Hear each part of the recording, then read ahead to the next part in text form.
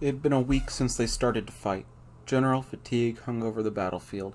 The Marden men were unable to break through the defenses, and the soldiers of Natra were unable to leave their fortified mine. With hand-to-hand combat peaking on day 3, the standstill was quickly becoming a glaring contest. This day ended with nothing more than sporadic clashes close to the paths. Both armies started setting up camp and went to sleep while a few kept watch. Late into the night, there was some movement at the cave surrounded by the trees and out of plain sight. Coupled with thick clouds veiling the moon, the night was dark and ominous. The inside of the cave was as black as if the darkness had been brewed and boiled, and it spewed forth an inky mess. An ebony silhouette oozed out of its entrance. Not just one, two, three, more soundlessly followed. Then in the blink of an eye, the number swelled to dozens more. Light the torches. The cave flooded with light, illuminating a wide-eyed group of a few dozen Natra keeping watch, and over 100 Marden soldiers carrying their burning lights in formation. "It's a trap! Retreat!" yelled a person in the smaller group. "After them! Don't let a single one get away!" shouted the impenetrable lineup as the two groups started to move simultaneously in an elaborate theater of hunter and prey. It's just as General Drawwood predicted. Joining in on this dramatic chase was the commander in charge, Angliru, smiling in satisfaction. On the third day of the battle, Drawwood, upon finding out about the tunnels, had said, "First of all, we don't know whether the tunnels actually lead anywhere useful inside of the mine, but if it does, there's no way Natra wouldn't know about it, right?" "You're completely right. Of course, Natra would have investigated the inside of the gold mine the moment they got their hands on it. Seeing they also had access to the miners and their knowledge, in fact, it would have been odd for them not to notice it. In that case, Natra has two ways to deal with this. Either destroy it to prevent any outside forces from infiltrating into their main base, or use it. My guess is the latter. Why? Well, you see, the tunnels can be used as an emergency escape route, and to send out soldiers to launch a surprise attack. Once they realize we've found their tunnels, they might try to bury them, but if they're oblivious, it'll give us an ace up our sleeve. How should we carry this out? Should we send soldiers and rush in after all? No, it would be better to trap these beasts," Drawwood spat, giving a twisted smile. Truth be told, he was deeply humiliated by these barbarians and their effective counterattack. By trapping the Natra soldiers, he knew he'd healed his wounded pride. In fact, the other commanders more or less wanted to move forward with this plan too, so nobody pointed out he wasn't exactly thinking clearly. "For now, we'll keep the battle going and force them into a deadlock." Are you sure, sir?" "It's fine. If we enter a standstill, those lowlives will see their chance and stir up trouble. If the tunnels really do connect to the inside, there's a good chance they'll use the cave to do so." Angliru. "Yes, sir." Angliru promptly bowed. "You are to lead 500 men to the perimeter of the cave and lie in wait, starting now. When those guys come crawling out of the cave, kill 'em and storm in to finish the job," he ordered. "They might be an advantage now since they're using the mountain paths to push us back, but they pose no threat on ground level. Plus, they're such a small army that losing even a few dozen men is a fatal blow. Please leave it to me. I shall smoke out those pathetic dogs and lay them to waste." These orders were the reason why Angliru had hidden outside the cave. 4 nights had passed, and now he was chasing after the fleeting lot, all according to plan. "Go, go, don't let them escape," he barked as he ran through the dim cave, torch in one hand. At the very least, he knew the tunnels were connected to the gold mine. That much was certain. When they reached the center, he and his men would rush in and tear the enemy army apart. And the first victory of the battle would be his. They sure were quick to run, he thought in scorn and admiration. As soon as they crawled out of the cave, he thought he had caught them completely off guard, but they turned tail almost immediately and scampered into the cave without a single casualty. Beasts. The right thing to do is designate a few soldiers to buy enough time for someone to warn others of danger ahead. But I suppose fleeing for your own life is nature's instinct. When it comes down to these animals, their enemy's speed was just as animalistic, even though there was hardly enough light to see anything. They darted deeper and deeper into the cave without stumbling once. That's... Before Angleroo's eyes was a tunnel at the back of the jet-black cave, its periphery illuminated by bonfires. He caught the Natra soldiers scuttling inside the rocky path. They went down that way, after them, Angleroo blared, slightly out of breath. Not that his physical condition was something worth noting. After all, he was running full speed in armor and carrying a sword, and around him soldiers started to have the same trouble. Huh? He thought with a start upon reaching the entrance to the tunnel. What about the enemy? Of course, Angleroo and his soldiers were fully equipped. Why wouldn't they be? They'd come to fight. But what about Natra? Nothing. They have nothing on them. The Marden chased them into the tunnel. After all, those were the orders. It was why they came. Hold up. Wait. Something is off. As they hastened after them, an alarm rang inside his head. Their enemy had no weapons or armor, and though they should have been caught off guard, they had made a splendid escape. On top of it, all they were visible during the entire chase, even though they should have been able to quickly outpace the Marden forces, due to being dozens of pounds lighter. No, it can't be. They continued the chase, and he looked back. About 10 soldiers followed behind him. It was an exceedingly narrow tunnel. It was too late to either stop or turn around. Have I just been lured into a... In the next moment, a thunderous, clamorous bang rang his head, as Angleroo's consciousness fell into darkness. You're telling me they failed? The messenger's report drained all color from Drawwood's face. Yes, they followed orders to wait outside the cave. When a few dozen Natra soldiers emerged from it, they followed Captain Angleroo's command to pursue the fleeing lot into the inner tunnels. But what? Spit it out. It collapsed. The tunnel fell down on them. Captain Angleroo and 100 others were crushed on impact. Drawwood's lips trembled. The wooden bowl in his hand burst into a million pieces. You swine, pigs, beasts, damn stupid idiots. Unable to contain his rage any longer, he punted the chair and bashed it with his fists. How dare those mangy heathen dogs try to make a fool out of me? General, please try to calm down. Yes, placated the commander. We understand losing Angleroo is big, but we lost only 100 soldiers. No more than 100 men out of thousands. He had a valid point. Even with all the dead and injured since the start of the war, they still had plenty of soldiers. Over 20,000. 100 men wouldn't make much of a difference. Those Natra are no doubt throwing themselves a victory banquet. But this supposed win is nothing more than a misunderstanding. We are the true winners. Our men closed off their escape route. Hearing them prattle on and on helped Drawwood finally regain his composure. He released a big sigh and picked up the fallen chair. You know what? You're right. 100 people? It's only 100, Drawwood said to himself as he turned to the messenger. Is it possible to fix the cave-in? According to the reports, it'd take around 1 or 2 months.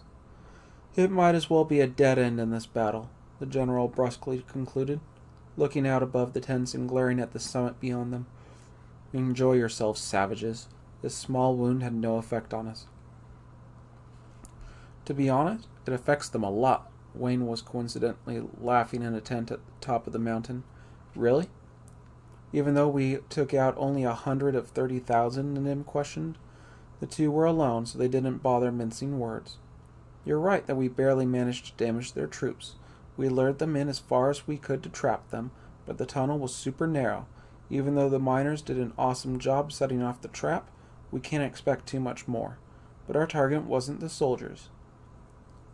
She tilted her head. Then who? He lightly tapped his chest with his thumb. The hearts of the leaders controlling the army. That's what I was trying to get at. In a start, she remembered something. That's why you had me research their supreme commander in such detail. Yep. Long story short, Drawwood is a matter of the Stella elite and a devoted follower of the teachings of Levitia, which basically mean he sees us as a ragtag group of barbarians. Well, he must have been under a lot of stress, seeing he couldn't make any progress in this battle fighting against us savages. That's when the information about tunnels was floated toward him like a lifeboat. a chance at recovery, but Drawwood got greedy. Unsatisfied with simply sending in soldiers, he just had to lay a trap and chase us to prove he was better than some beast, and suffered even more humiliation as a result. Exactly. Wayne looked at the map, where there was a neat line of pawns symbolizing the enemy. There were significantly fewer pieces around the mine. I have no way of defeating an army of 30,000 with only 5,000, he admitted, but I can go for the commanders behind them. His fingers gripped around the innermost piece. The commander's headquarters. When the heart suffers fresh wounds, it can hinder the decision-making process. The more we injure Drawwood, the duller their army movements will become. He's stumbling along just the way we hoped he would. Watching her master fiddle with a pawn, Nanim shrugged. I've always thought this, Wayne, but you really do have an awful personality. He smirked. I'll take that as a compliment. Charge, go forward. Today's the day we take down their filthy base. Yeah! The Marden forces took their aggression one step further, attacking their enemy with more fervor than before, as if to compensate for their losses. Their strategy was to continue applying pressure in numbers, simple but difficult to fight against. Even the Natra soldiers were starting to feel the losses after beating back their enemy time and time again, only to be met with more soldiers. As the days progressed, the Natra forces destroyed their own positions near the first station on the mountain paths, as if to say they couldn't take it anymore. They then pulled their lines further up the hill. Hearing the report made Drawwood's perpetual frown break into a smile, and the Marden soldiers finally felt as if they were making headway. Relief spread across the army. But this moment didn't escape Wayne's attention. Racklam? Sir. Under the moonlight, Wayne and Racklam stood alongside each other on the summit. Below them was the sleeping Marden army. A night watch was on guard, but it was easy to tell they were being careless. It was understandable. The Marden found strength in numbers, and though their men had attacked at night, there had been no retaliation from Natra so far. On top of that, they'd just gained the upper hand tonight, putting them in a good mood. An army consisting mostly of farmers couldn't help but let their guard down. For this reason, Wayne told Racklam, be flashy, but don't play around like you did in the Polta wasteland. Leave it to me. Racklam gave a solid nod as he jumped on his horse. The horses had been brought to the summit beforehand, and about 30 cavalrymen were majestically waiting behind Racklam ready to set out. Well, let's get this started. All units move out. At his order, the 30 horses simultaneously galloped down the steep mountain into the night. The cavalrymen darted down the mountain on horseback, setting ablaze as many enemy tents as they could, continuously moving from one location to another so as not to get caught. Those were the only orders Wayne had given Racklam's group, but they had gotten in-depth information about their enemy in order to carry this out. Right now I'm going to tell you what I've observed from the enemy movements this week. Wayne had talked about the sleeping quarters of the low-level units. Those structures were their targets. He had discussed at length how to spread fire according to predicted wind directions. He had designated soldiers for this attack, their route to take to advance, and possible escape routes. Watching him spread the map, place the pawns, and speak in minute detail, Racklam had been unable to hide his admiration. It was information anyone could have gathered if they had taken the time to investigate the Marden army, but how many people could actually pull off such a thing? On top of this plan, Wayne had made them practice traveling down the mountain on horseback before the war. He had been drawing this plan in his head ever since. That's the plan. Any questions? Of course there hadn't been any. What they did have was confidence this plan would work. And here they were. The 30 cavalrymen galloped past the confusion and chaos spreading among the Marden as the flames started to engulf them. What the hell's going on? Wake everyone up to help put out the flames. It's spreading. It's the cavalry. I saw them start the fire. Where are they? Where'd they go? Frantic roars and screams leapt from their mouths, but nothing more happened. By the time the Marden forces recovered from their state of shock and took up their bows and swords, their enemy was already long gone, kicking up dust in their wake. They really fell for it, huh, Captain? Almost makes you feel bad for laughing. Racklam listened to the excited voices clamor behind him. There was no doubt it had been a success. The unit had rushed down the mountain before the snoozing soldiers had a chance to respond. No one had been able to stop them from spreading the fire. Ha ha! Just look at those Marden fools. They're running around all over without even any weapons. Their stupidity is a blessing.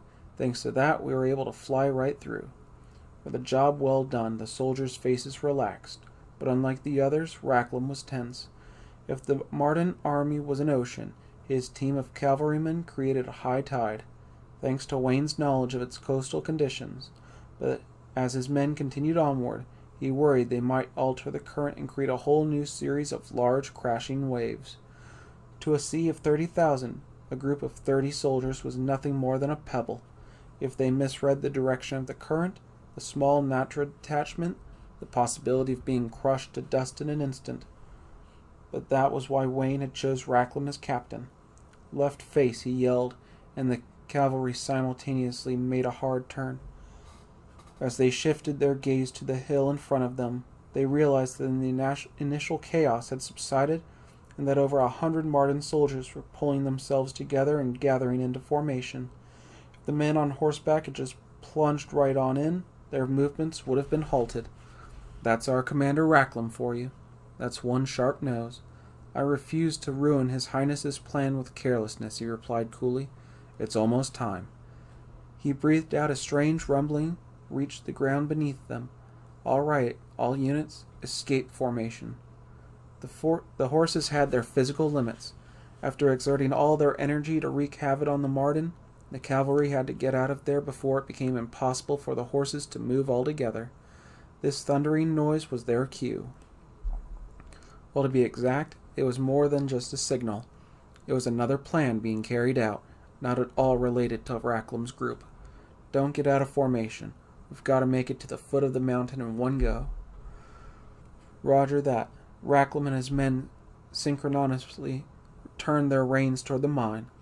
Sensing a commotion, Drawwood sprang up from his nap, hastily grabbed his sword propped up nearby, and dashed out of the tent. Before his eyes were a number of fires flaring up around the foot of the mountain. General, it's an enemy attack. The adjutant ran up to Drawwood, who was standing there wide-eyed. Just now, we've gotten reports that their cavalry came down from the mountain and ran around setting fire to our encampment. What? Going down the mountain slopes, cliffs, by horse at night was insanity. But they must have managed to do it, seeing that the place was now surrounded by flames. How many? I'm not sure. It's complicated. Some are saying less than 100, while others are saying hundreds. The Natra couldn't have possibly hidden hundreds of horses in the mine. Maybe 100 at most. Drawwood came to his conclusion swiftly on his own and moved on to the next question. Where are they now? That's unknown as well. It seems with all these fires, the ensuing chaos, some of our men have not only helped out our enemy, but also taken their side. Grr. Their enemy was clever, much too clever. He had to put a stop to the madness first. But where to even start? Hesitation flitted inside Drawwood's mind. As if to mock him, another situation suddenly cropped up. What? A noise, a loud sound. Even amid the tumultuous scene, the strange noise reached his men's ears. It sounded like the rumble of a large mass coming down from the mine. It couldn't be, Drawwood told himself. Their entire army is coming down the mountain all at once?